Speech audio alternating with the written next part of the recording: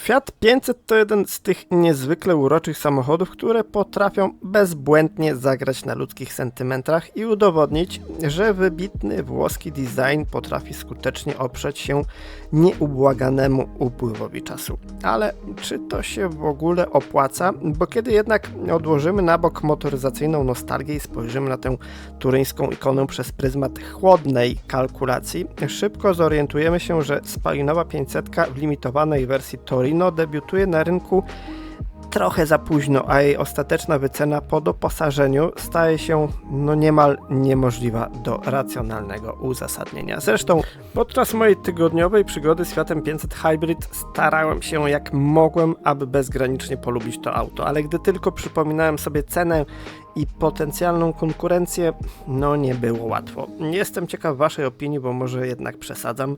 Tak czy inaczej zapraszam was na mój test.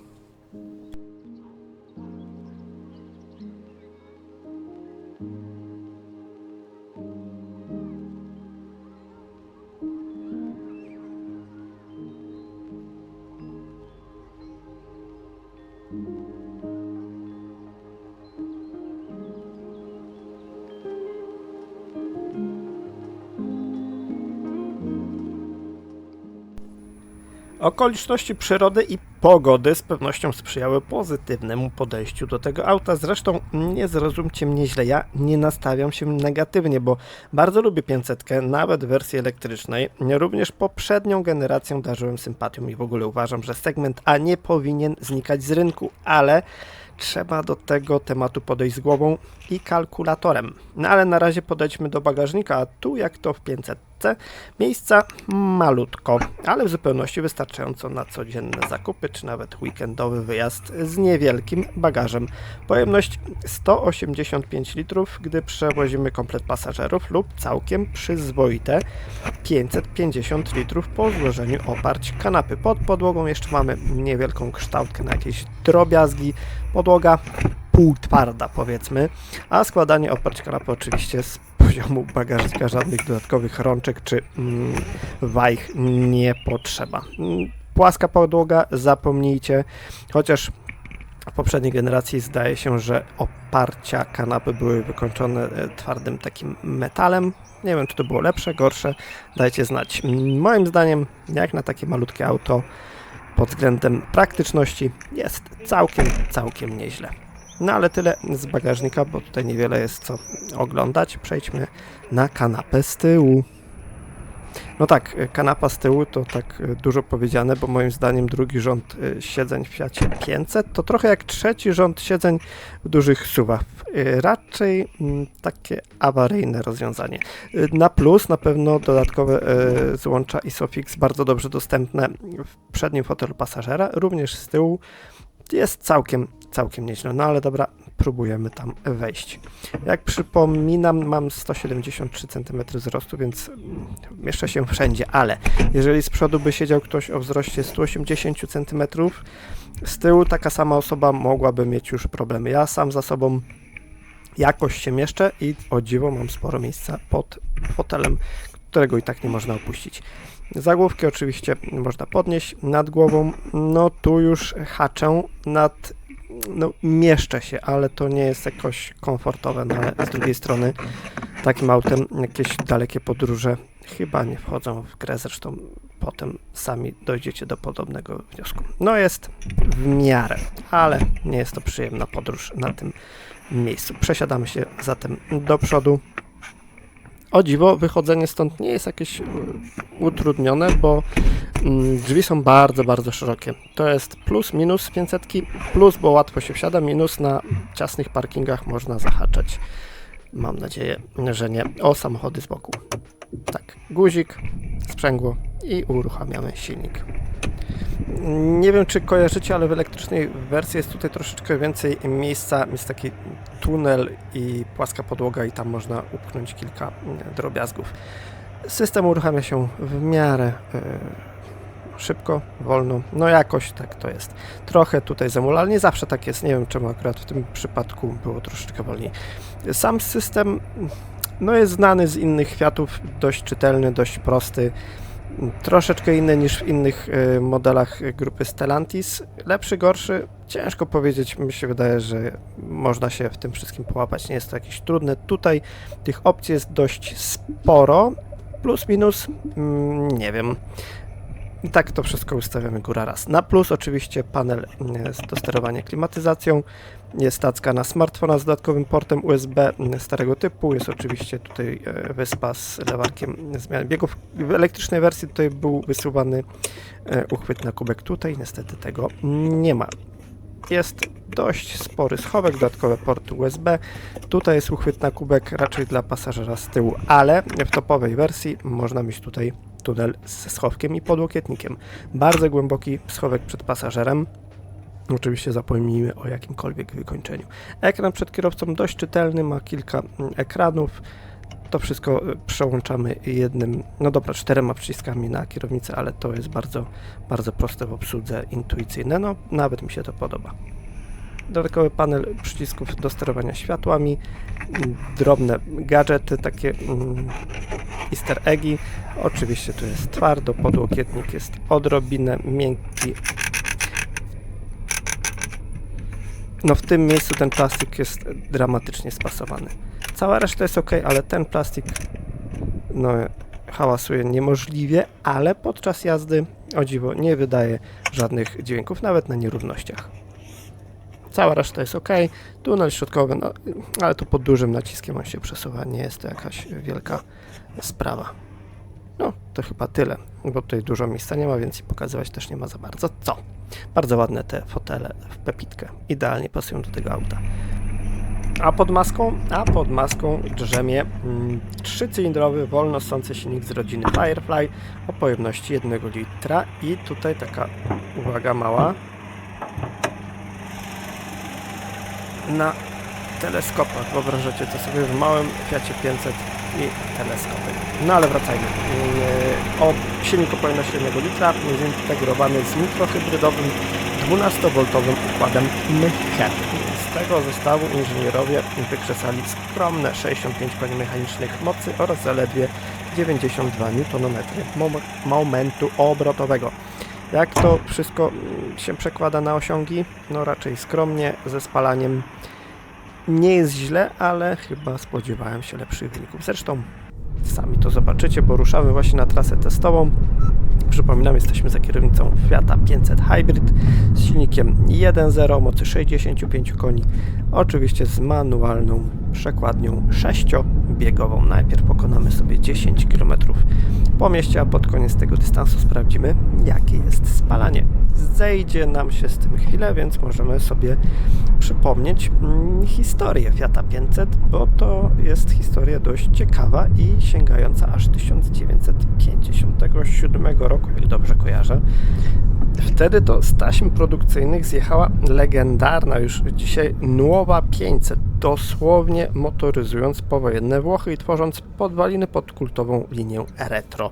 Dokładnie pół wieku później, w 2007 roku, koncern z Turynu wykonał genialny ruch marketingowy, skrzeszając ten niesamowity projekt w nowoczesnym, lifestyle'owym wydaniu, które z miejsca podbiło globalne rynki.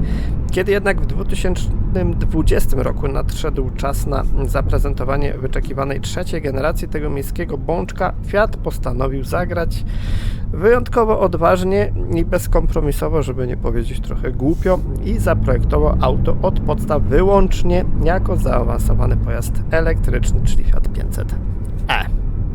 Rzeczywistość ekonomiczna okazała się jednak bezlitosna, ponieważ radosny elektryk zaporowo windował ceny w salonach, skutecznie odcinając od zakupu dotychczasową masową klientelę. Widząc drastycznie topniejące słupki sprzedaży i rosnący opór rynku, Włosi musieli ratować swój sprzedażowy wolumen niespodziewanym manewrem taktycznym.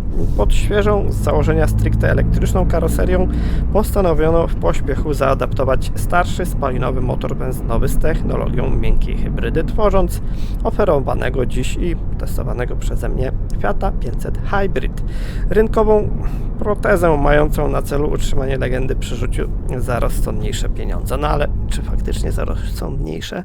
No o pieniądzach porozmawiamy sobie później, a teraz pomówmy o wyglądzie. Chociaż tutaj w zasadzie nie ma za bardzo o czym mówić, bo jaki Fiat 500 jest, każdy widzi i każdy już ten samochód doskonale zna.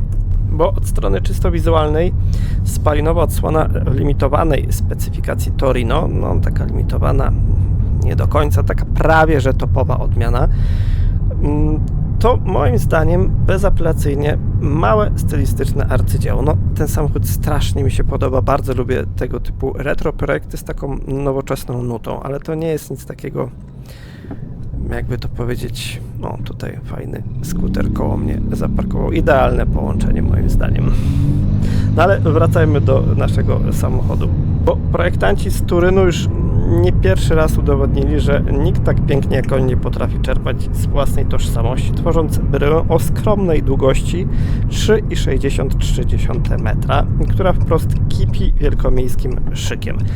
Moja odmiana była taka ciemnozielono, ciemno-niebieska, taki morski kolor. Śmiałem się, że to kolor, nie obrażając tego brudnego Bałtyku, ale naprawdę w słońcu mienił się tak na taki zielony kolor, plus ta jasna pebitka w środku. Genialnie, ale jak wam się chce, możecie sobie poszukać w konfiguratorze, można stworzyć różowo-złotą wersję z białym wnętrzem i w ogóle wygląda to rewelacyjnie, ale nie patrzcie potem na cenę. Dobra, wracajmy jeszcze do naszego autka, bo przód pojazdu z dumą eksponuje nowoczesne, w pełni LEDowe reflektory Full LED, których charakterystyczny taki eliptyczny kształt został fantastycznie przecięty krawędzią maski. No wygląda to świetnie.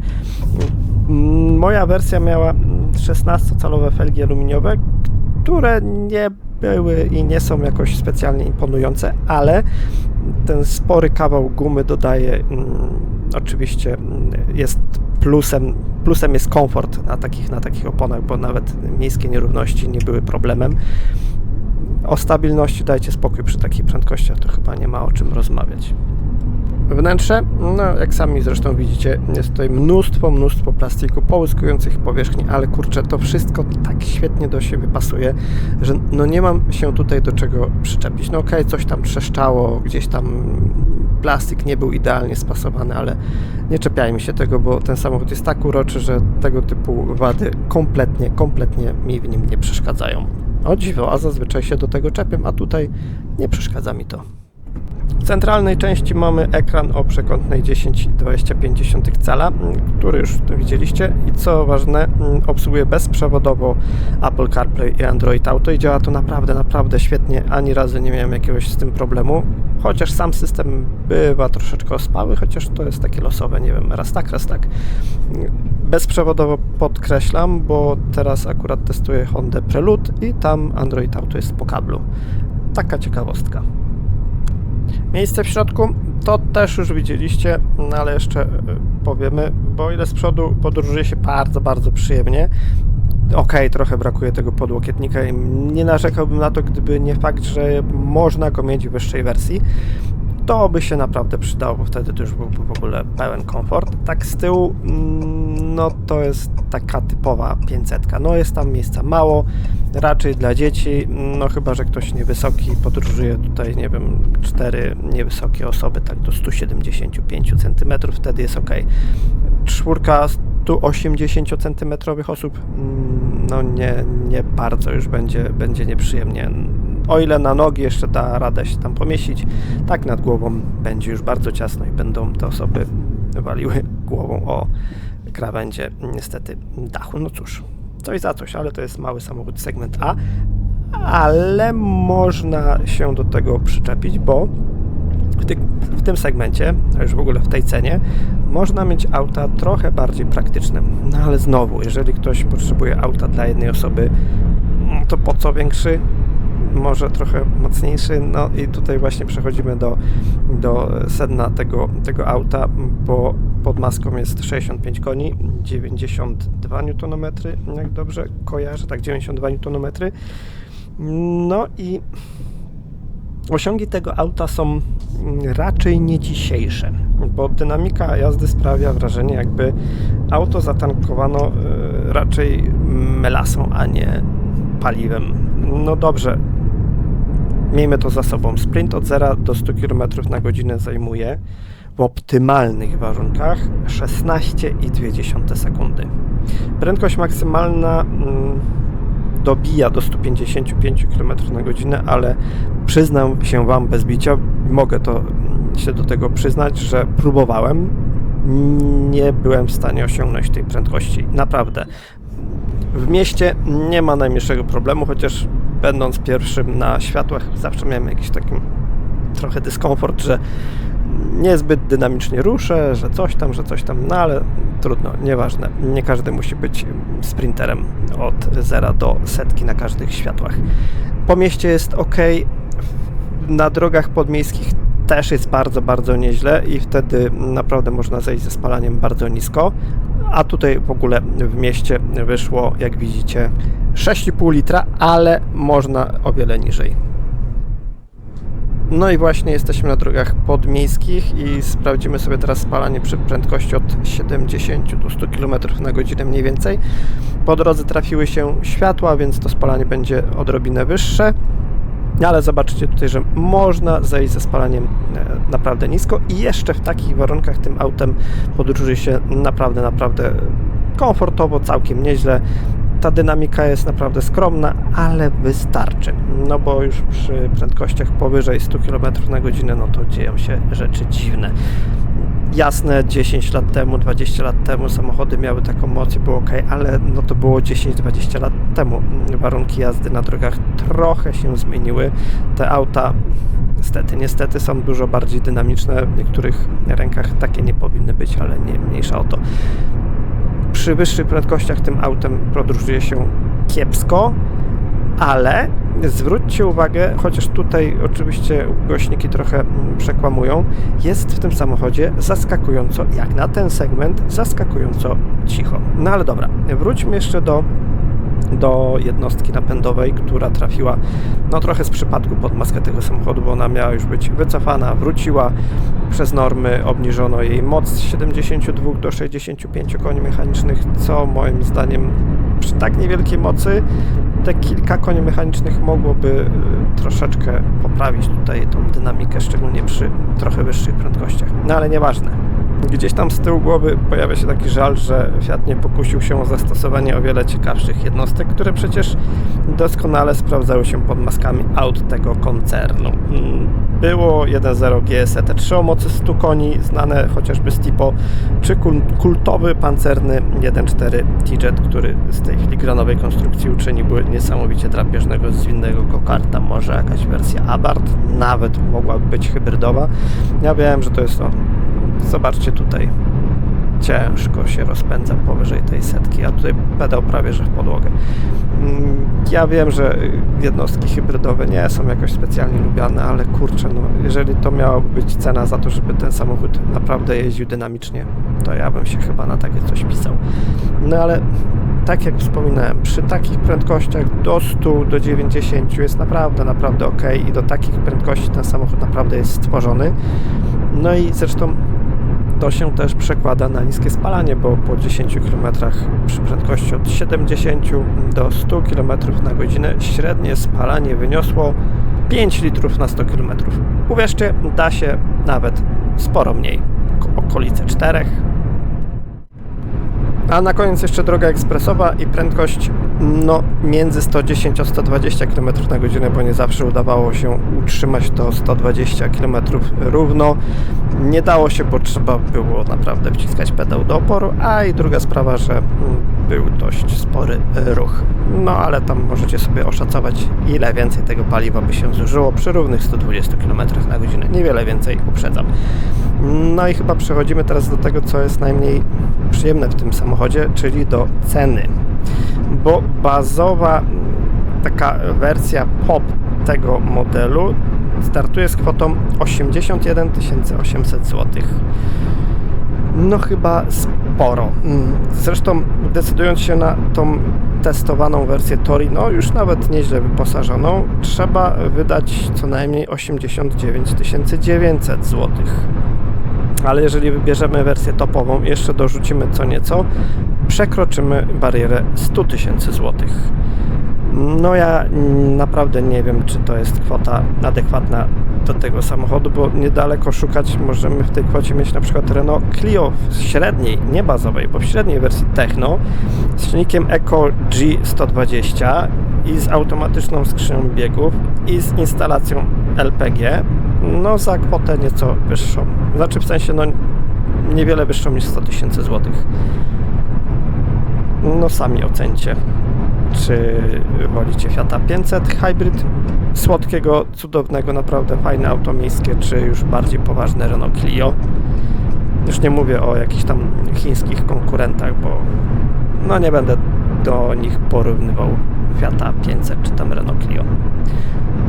Nie wiem, naprawdę nie wiem, jak dokładnie ocenić to auto, bo bardzo mi się podoba, bardzo mi się przyjemnie nim jeździło w trasie, może trochę mniej, ale gdy spojrzę na cenę i na to, co mogę mieć w tej kwocie, no sam nie wiem. A spalanie po 10 km drogą ekspresową 5,3 litra na 100 km. A tutaj jeszcze taka raczej ciekawostka, elastyczność od 90 do 120 km na godzinę na 5. biegu i pedał w podłogę. No i niewiele się dzieje, jak sami widzicie. Wiem, mógłbym zredukować do 4, ale chciałem Wam pokazać, jak to wygląda w praktyce. Na 5. biegu zazwyczaj przy takim przełożeniu się przyspiesza do tych prędkości, sam nie wiem. I dopiero 120. Dzięki Wam bardzo za oglądanie i zapraszam do subskrybowania. Cześć!